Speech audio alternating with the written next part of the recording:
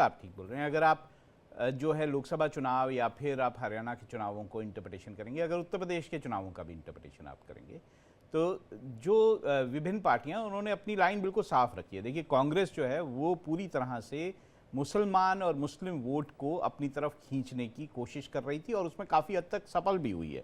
आप अगर हरियाणा का चुनाव भी देखेंगे, उससे पहले उत्तर प्रदेश का भी चुनाव देखेंगे, मुस्लिम बहुल्य इलाकों में कांग्रेस ने बेहतरीन प्रदर्शन किया है। अगर आप मध्य प्रदेश का भी चुनाव देखेंगे तो मध्य प्रदेश में भी जो कांग्रेस को मुस्लिम वोट मिलता था उसमें बेहद बढ़ोतरी हुई है, बहुत ज़्यादा बढ़ोतरी हुई है।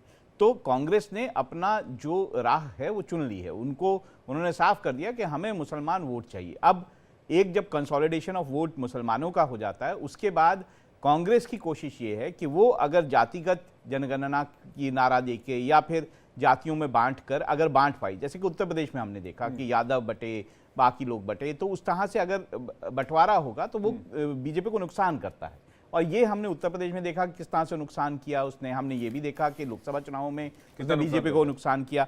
हमने हरियाणा में देखा कि जब जातियां एक साथ आई, जाटों ने एक साथ वोट किया, बाकियों ने एक साथ बीजेपी के लिए वोट किया, तो वो किस तरह से हारा हुआ चुनाव, जो कि बहुत लोग बोल रहे थे, वो पूरी तरह से पलट गया। नहीं, इसमें एक और नारा भी जोड़ा गया था, आपको याद होगा, जिसकी जितनी भागीदारी उसकी उतनी हिस्सेदारी। वो इसीलिए देखिए, जितनी भागीदारी हिस्सेदारी, ये तो कांग्रेस और जो बाकी पार्टियां उनका नारा है, जिसके हिसाब से वो जातियों में बांट कर देखना चाहते हैं ताकि उनकी राजनीति जो है, जो कांग्रेस जो है वो मुसलमान प्लस जो राजनीति करना चाहती है, वो सफल हो जाए उसमें। बेसिकली बीजेपी के वोट बैंक में कैसे सेंधमारी की जाए। बीजेपी का वोट बैंक तो इस तरह से मैं नहीं कहूंगा। हाँ, बीजेपी जो है वो पूरे जातियों को हिंदुत्व के अम्ब्रेला के अंदर लाना चाहती है ताकि उसका वोट बैंक जो है वो सॉलिड हो जाए।